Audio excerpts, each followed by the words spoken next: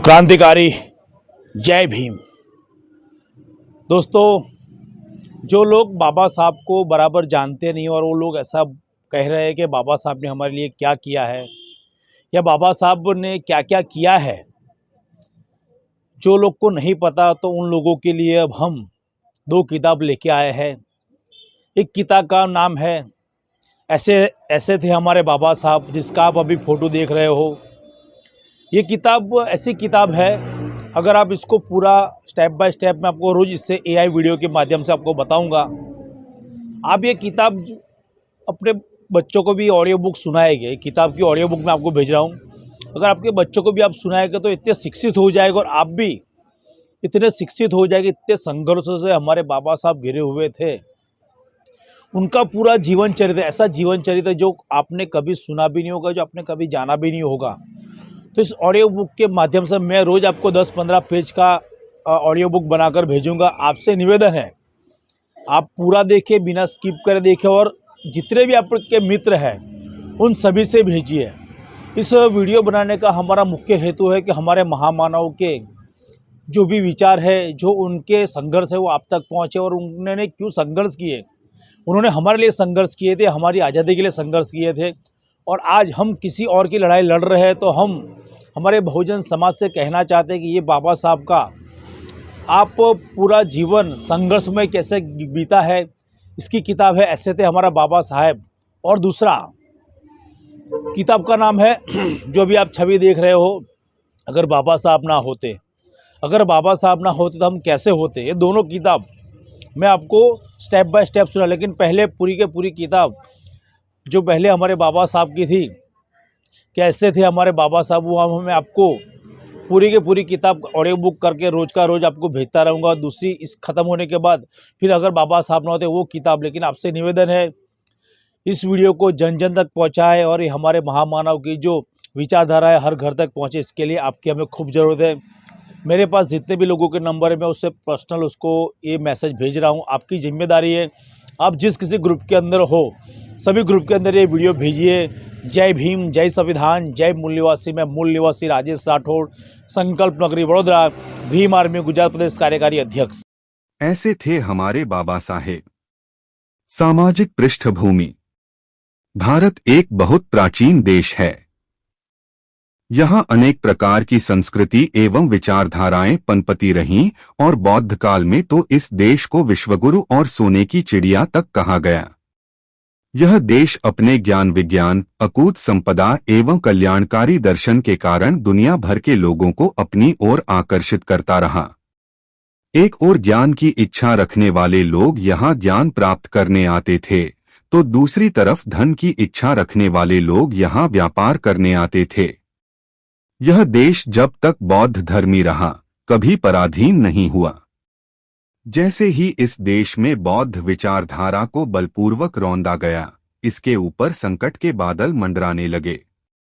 बौद्ध धम्म विरोधी बलपूर्वक इस देश के शासक बने और बौद्धों को गुलाम बना लिया गया।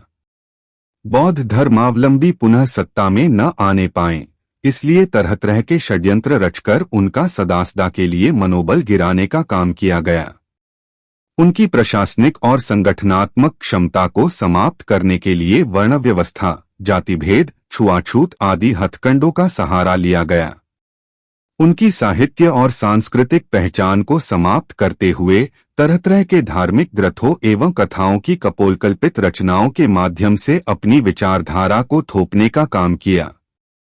उपेक्षित लोगों को शिक्षा से वंचित रखने के कारण वे अपने षड्यंत्रों में सफल हुए और इस देश के असली स्वामी सदासदा के लिए धार्मिक गुलाम बना दिए गए। 22 बटा ऐसे थे हमारे बाबा साहेब।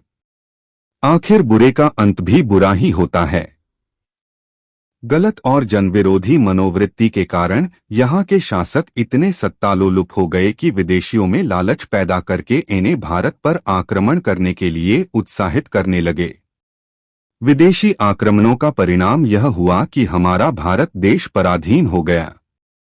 इस देश के धरतीपुत्र बौद्धों को अदत्त और आदिवासी बनाने वाले खुद विदेशियों के दास्ता में फंस गए। इस प्रकार हमारा देश सदियों तक विदेशियों का गुलाम बना रहा। यहाँ कभी मुसलमानों की हुकूमत रही तो कभी अंग्रेजों का राज। किंतु यह कहानी उस समय की है जब हमारे देश में अंग्रेजों का शासन था। उन दिनों भारत की निर्धन जनता गुलामी की बेड़ियों में जकड़ी हुई अपने जीवन को धिक्कार रही थी। इसी विपत्ति काल में एक महापुरुष का दलित और गरीब परिवार में जन्म हुआ, लेकिन उन्होंने अपनी मेहनत, लगन और हिम्मत से दुनिया का सबसे महान व्यक्ति बनकर दिखाया। परंतु याद रखने वाली बात यह है कि वह महापुरुष धन दौलत इकट्ठा करके बड़ा आदमी नहीं बना और न ही किसी बड़े घर में जन्म लेकर वह बड़ा आदमी बना, बल्कि ज्ञान के अनुपम और असीमित भंडार और सदाचार के बल पर ही वह व्यक्ति संसार का सर्वश्रेष्ठ महापुरुष कहलाया। उसी महापुरुष ने देश विदेश के श्रेष्ठ स्कूल कॉलेजों में विद्या प्राप्त की। वहां के बड़े बड़े पुस्तकालयों में रखी हजारों किताबों का अध्ययन किया, शिक्षा के महत्व को जाना और वह ज्ञान के अथाह सागर में गोते लगाने लगे। क्या आपको पता है कि वह अपनी पढ़ाई समाप्त करके देश के करोड़ों गरीब, दबे पिसे और विशेष रूप से अछूत लोगों का जीवन सुधारने के लिए समाजोद्धार की कर्मभूमि में कूद पड़े। देश का संविधान बनाकर सभी देशवासियों को समानता और बंधुता से आपस में मिलकर रहना सिखाया।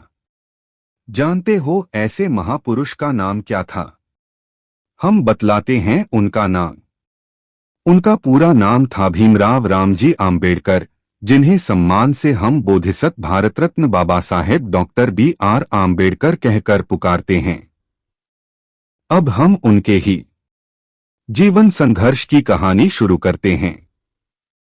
19वीं शताब्दी का काल था।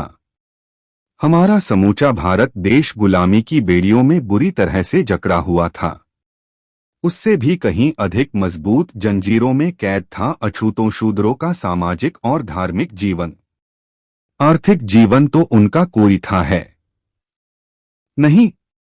छुआछूत और ऊंच नीच की परंपरा ने आदमी आदमी के बीच भेदभाव की विकट दूरी बनाई हुई थी।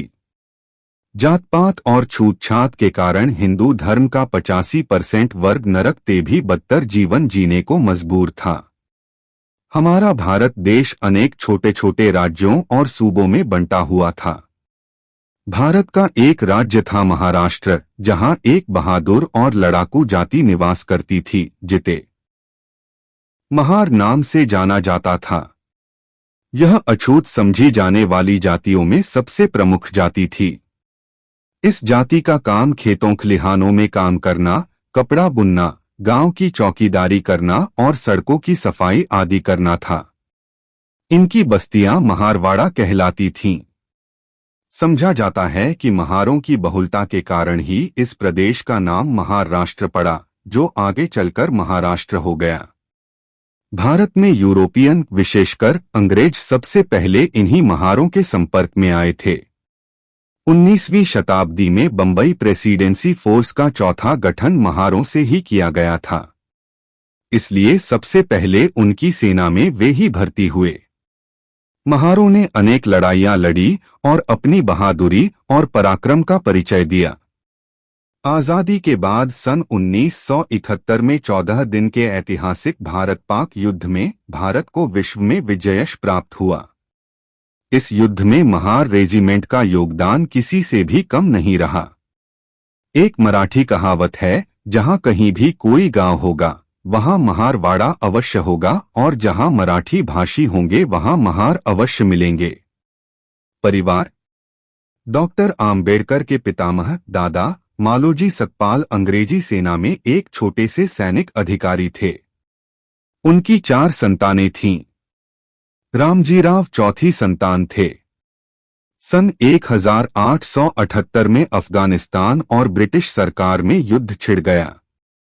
यह युद्ध सन 1878 से 1890 तक चलता रहा। इसमें महार बटालियन की विजय सेना में रामजी मालोजी सतपाल को उनके वीरतापूर्ण प्रदर्शन के लिए सूबेदार मेजर का पद मिला था। उन्हें ब्रिटिश सरकार की ओर से एक तलवार भी भेंट में मिली थी। उन्होंने अफगानिस्तान के अंदर कई लड़ाइयों में अपने पराक्रम के शानदार प्रदर्शन से सफलता प्राप्त की थी। उनकी बहादुरी के लिए ही उन्हें भारत सरकार से 19 पदक मिले थे। इस युद्ध के बाद उनकी सेवाओं एवं योग्यता का ध्यान रखते हुए ब्रिटिश सरकार ने उन्हें सेना में अध्यापक की नौकरी दी थी। वे पढ़ने पढ़ाने में बहुत होशियार थे। बालकों में शुरू से ही वे लेखन कला के अभ्यास पर खास ध्यान देते थे।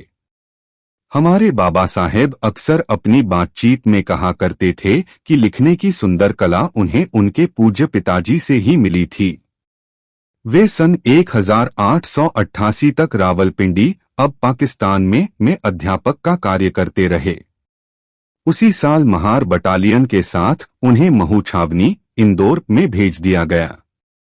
इसी छावनी में डॉक्टर B.R. आम्बेडकर, हमारे नायक एवं मुक्तिदाता बाबा साहेब का जन्म हुआ था। जन्म 14 अप्रैल सन 1891 को मध्य भारत के इंदौर नगर के पास महू छावनी में भीमराव का जन्म हुआ। वह अपने माँ बाप की 14वीं और अंतिम संतान थे। उनकी 11 बहनें तथा 2 भाई थे। वे अक्सर कहा करते थे, मैं अपने माँ बाप का 14वां रत्न हूँ। घर में उन्हें भीवा नाम से बुलाया जाता था। भीवा बचपन से ही मजबूत कदकाठी और सुंदर मुखाकृति वाला बालक था। उसका रंग साफ था। उसकी बड़ी बड़ी आंखें तथा बड़े बड़े कान बरबस ही सबको अपनी ओर खींच लेते थे। आगे चलकर यही बालक बाबा साहेब डॉक्टर B.R. आम्बेडकर के नाम से प्रसिद्ध हुआ। डॉक्टर आम्बेडकर के पिता का नाम रामजीराव तथा माताजी का नाम भीमाबाई था। माता भीमाबाई भी एक सैनिक मेजर की पुत्री थीं। भीमराव के जन्म के साथ ही रामजीराव सूबेदार मेजर बन गए थे। यह जानने योग्य बात है कि बालक आम्बेडकर का जन्म ऐसे परिवार में हुआ था जिसमें से उनके पुरखे कई पीढ़ियों से फौज में नौकरी करते चले आ रहे थे। भीम के दादा मालोजी सकपाल के अलावा नाना, मामा, चाचा आदि सभी फौजी रहे थे। उनके पूर्वजों ने छत्रपति शिवाजी, पेशवा तथा भारत के अंग्रेजी शासनकाल की भारतीय सेना में अनेक पदों पर कार्य किया था। किंतु सन 1892 में सेना में महारों की भर्ती बंद कर दी गई, क्योंकि महारों के हाथों पिटे ब्राह्मणों द्वारा अंग्रेजों को यह कहकर भड़काया गया कि अछूतों को इतना महत्व देना ठीक नहीं।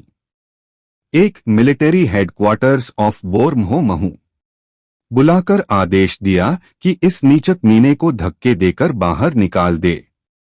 इस हिम्मत कैसे हुई यहां आने की? आहत पिता क्या जवाब देते? दुखी होकर मन मसोस कर रह गए।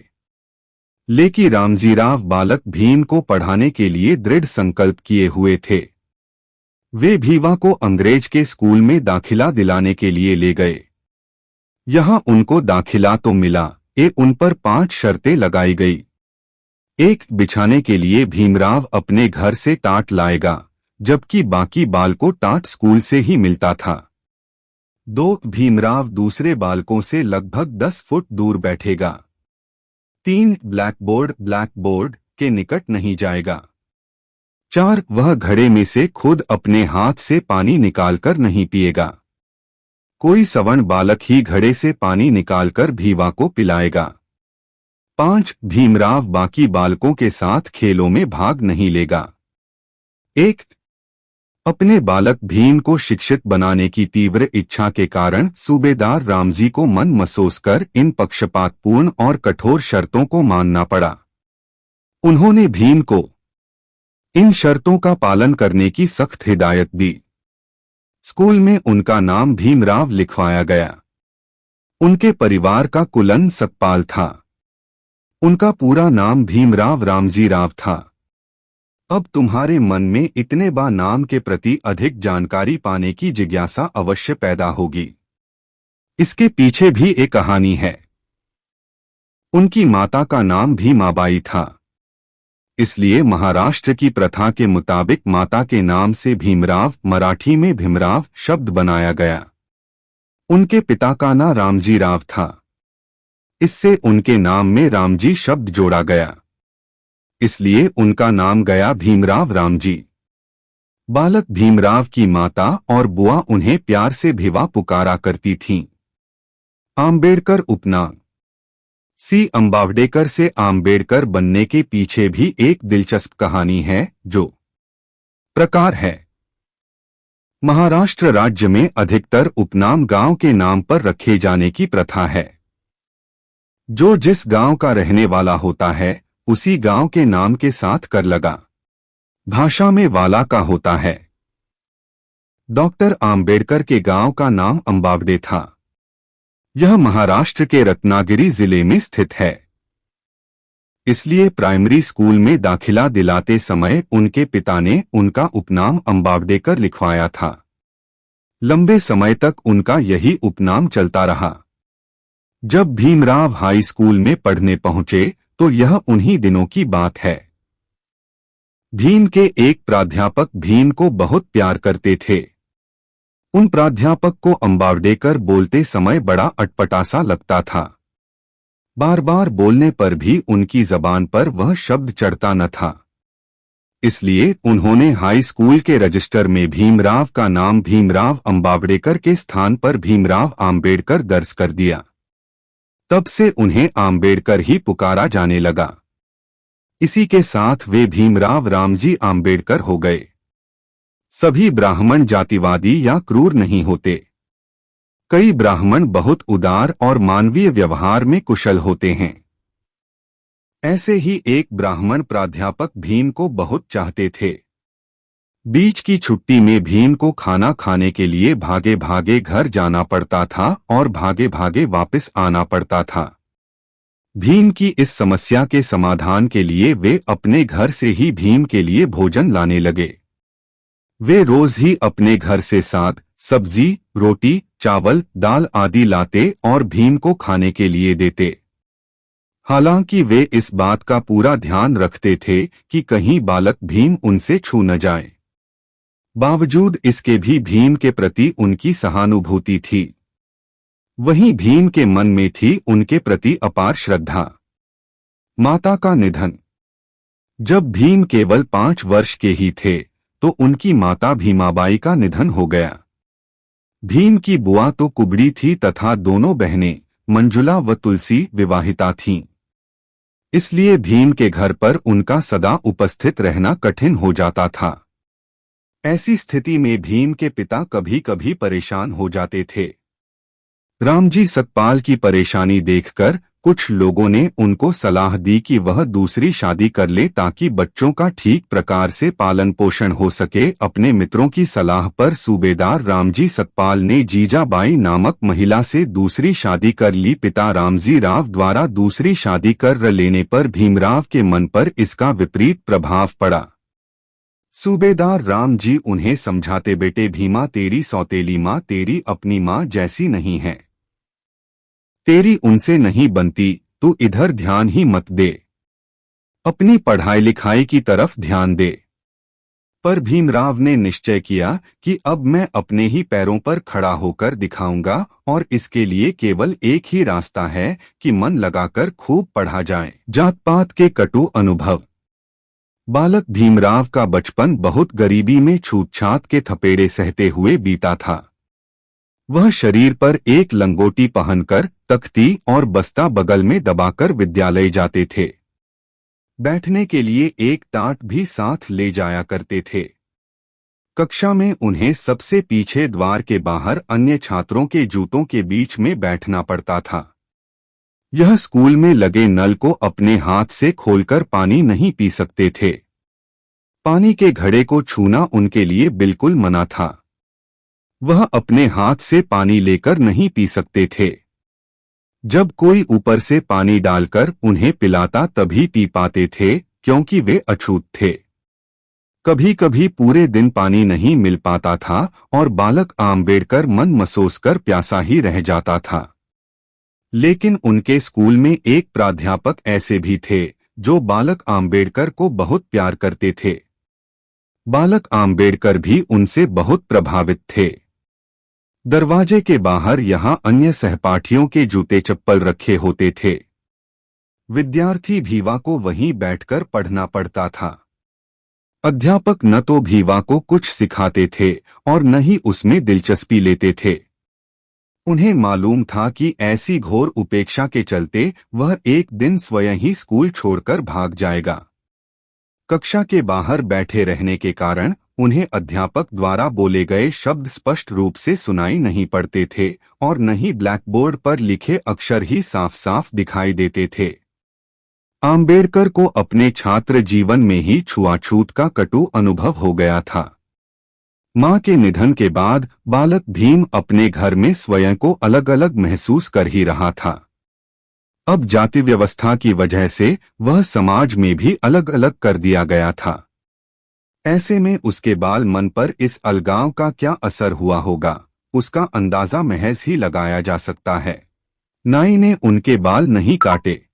एक बार की घटना है जिससे उनके मासूम दिल को बहुत ठेस पहुंची।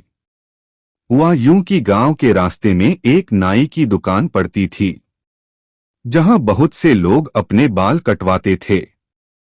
बालक भीम भी एक दिन हाथ में पैसे लेकर बाल कटवाने के लिए वहां पहुंच गया, लेकिन नाई ने भीम के बाल काटने से इनकार कर दिया।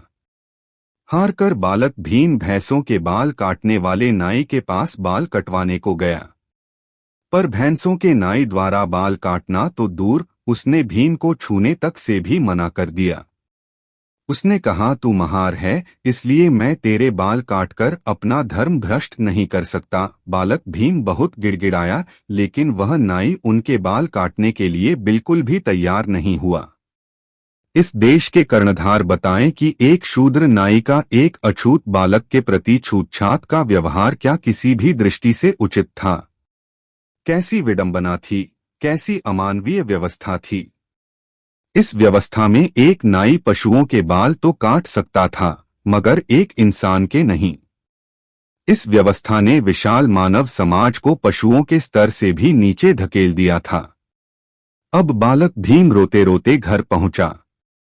घर पर बड़ी बहन तुलसी के पूछने पर भीम ने सुबकते हुए सब कुछ कह सुनाया। बाद में भीम के बाल घर पर ही तुलसी ने काटे। बालक भीम को अपने जीवन में घिनौनी छुआछूत का यह एक और कड़वा अनुभव हुआ। जब भीम बालक ही थे तो उन्होंने सोचा कि बंबई जाकर ही क्यों न पढ़ा जाए, किंतु पैसे की बहुत समस्या थी। पैसा कहां से आए? बंबई जाने के लिए पहले तो रेल का किराया ही चाहिए। उन्होंने लगातार 3 दिन तक अपनी बुआ का बटुआ चुराने की कोशिश की और आखिर उन्होंने बटुआ चुरा भी लिया, पर इसमें निकला केवल अधन्ना, आधा आना, अर्थात आज कल के 3 पैसे। अगले दिन भीम को अपने इस कुकर्म पर बहुत शर्म आई, उनका मन ग्लानि से भर गया। उन्होंने दृढ़ संकल्प किया कि उन्हें चाहे जितना भी संघर्ष करना पड़े, वह अपने ही पैरों पर खड़े होकर रहेंगे। भीम को बचपन से ही किताबों को पढ़ने का बहुत शौक था और वह पढ़ने से कभी हिचकते नहीं थे। उनके पिता कर्जा लेकर भी अपने बेटे के लिए पुस्तकें खरीद कर देते और उसकी पढ़ने की भूख शांत करने की कोशिश करते। बालक आम्बेडकर को किताब पढ़ता देख उनके पिता बहुत खुश होते थे। एल्फिंस्टन हाई स्कूल में भर्ती। बालक भीमराव को प्राइमरी शिक्षा के बाद बंबई के एल्फिंस्टन हाई स्कूल में भर्ती किया गया। यह अंग्रेजों का सरकारी स्कूल था। यहां उन्हें कुछ राहत मिली। यहां वह बच्चों के साथ जी भरकर खेल सकते थे। बालक आम्बेडकर ने यहां क्रिकेट का बैट संभाला और उन्हें दूसरे बच्चों के साथ जी भरकर खेलने का भरपूर अवसर मिला। 10वीं कक्षा में पढ़ते समय बालक आम्बेडकर अपनी क्रिकेट टीम के कप्तान बन गए। यद्यपि यहां दाखिले आदि पर कोई पाबंदी नहीं थी, लेकिन जाति के कारण दुर्व्यवहार यहां भी होता था। 8 क्रिकेट भीम का प्रिय खेल था। हालांकि उन्हें फुटबॉल का खेल भी रोमांचक लगता था, लेकिन क्रिकेट के वे कुछ अधिक ही दीवाने थे। भीम के पिता रामजी फॉर्म में रहने की वजह से खेलों के महत्व को जानते थे। उन्होंने भीम के खेलों के प्रति लगाव को कभी भी हतोत्साहित नहीं किया। उन्होंने भीम को क्रिकेट का सारा सामान मतलब wicket, bails, cap, bat, pad, ball, जूते, कपड़े आदि पूरी किट खरीद कर दी थी। भन दूसरे महार साथियों के साथ क्रिकेट खेला करता था। भीम ने अपने पिछले स्कूल में एक बार क्रिकेट टीम में सम्मिलित होने के लिए अपना नाम दिया था, मगर स्पोर्टल टीचर ने उसका मजाक उड़ाते हुए कहा था, तुम्हें स्कूल में पढ़ने की इजाजत मिल है तो इसका मतलब यह नहीं है कि तू अब सवर्ण बच्चों के साथ उठने बैठने हो, खेलने लगे। तू सिर्फ महार है, कोई पटेल नहीं है। मास्टर जी, भीम को रोकिए। एक दिन की बात है। स्कूल में उनकी ही कक्षा में गणित की पढ़ाई चल रही थी। अध्यापक बारी बारी से सभी विद्यार्थियों से ब्लैक बोर्ड पर सवाल हल करवा रहे थे। जब भ का नंबर आया तो बालक आम्बेडकर भी अपनी जगह से उठकर ब्लैक बोर्ड की ओर पल दिया। यह देखकर कक्षा में शोर मच गया, मास्टर जी भीम को रोकिए, मास्टर जी भीम से रोकिए। पहले तो अध्यापक जी की समझ में कुछ नहीं आया कि ये छात्र भीम की सेक बोर्ड की तरफ जाने से क्यों रोक रहे हैं। बाद में जब पता चला तो उन्हें मजबूरन कहना पड़, आप सभी अपने खाने के डिब्बे वहां से हटा लें। भीम ब्लैक बोर्ड पर जरूर जाएगा। वास्तव में छात्रों के बालक भीम को यह अपमान भी चुपचाप सहना पड़ा। जब खाने के सभी डिब्बे वहां से हटा दिए गए तब ब्लैक बोर्ड पर जाकर अध्यापक के द्वारा पूछे गए सवालों को भीम ने हल किया। बचपन की यह घटना डॉक्टर आम्बेडकर को जब भी याद आती थी तो वह सोचने पर मजबूर हो जाते थे कि आखिर इसी देश में ही छुआछूत की इतनी कटु व घिनौनी परंपरा अभी तक क्यों बनी हुई है। गाड़ी वाले का दुर्व्यवहार। एक बार भीम और उनके बड़े भाई को किसी काम से गोरेगांव जाना पड़ा। उनके पिता रामजी वहां खजांची की नौकरी करते थे। दोनों भाई मसूर स्टेशन पर उतर गए। कुछ देर तक उन्होंने पिता का इंतजार किया। जब वे नहीं आए तो बाद में उन्होंने स्टेशन मास्टर की मदद से बैलगाड़ी भाड़े पर ले ली। गाड़ी अभी कुछ ही दूर आगे बढ़ी थी कि गाड़ीवान ने बच्चों से पूछ लिया, तुम किसके बच्चे हो? उन्होंने उत्तर दिया, रामजी सकपाल के। अरे तुम तो अछूत हो, गाड़ीवान बोला, मेरी गाड़ी से फौरन नीचे उतरो। तुमने पहले ही अपनी जाति क्यों नहीं बताई? उसने तुरंत ही गाड़ी रोकी और आगे से गाड़ी का जुआ ऊपर उठा दिया। दोनों बच्चे लुढ़क कर जमीन पर गिर पड़े। बालक भीम को बहुत चोट आई। इतने पर भी गाड़ीवान का गुस्सा शांत नहीं हुआ। उसने चीख चीख कर सारा आकाश सिर पर उठा लिया और दोनों बच्चों को जी भरकर गालियां दी। बच्चों ने दया की भीख मांगी, हम पर दया करो, हमें तो गोरेगांव का रास्ता भी मालूम नहीं है। अकेले भूखे प्यासे हम किधर जाएंगे? बाद में गाड़ीवान दुगने किराए के लालच में आ गया और उन्हें गाड़ी में बिठा लिया, लेकिन शर्त यह थी कि वह उनके साथ बैठकर गाड़ी नहीं हाँकेगा। इसलिए भीमराव के बड़े भाई ने स्वयं गाड़ी हाँकी और गाड़ीवान गाड़ी के पीछे पीछे चलता रहा। उसे डर था कि कहीं अछूत बालकों के स्पर्श से उसका धर्म भ्रष्ट न हो जाए। सारे रास्ते बालक भीम इस घटना के बारे में सोच सोच कर दुखी होता रहा। इस क्रूर व्यवस्था के बारे में मासूम बालक भीम के मन में अनगिनत सवाल उठते रहे। वह सोचने पर मजबूर हो जाता कि आखिर उनका क्या कसूर है जो लोग उन्हें अपने से दूर दूर रखते हैं। वे लोग जानवर को छू लें तो कोई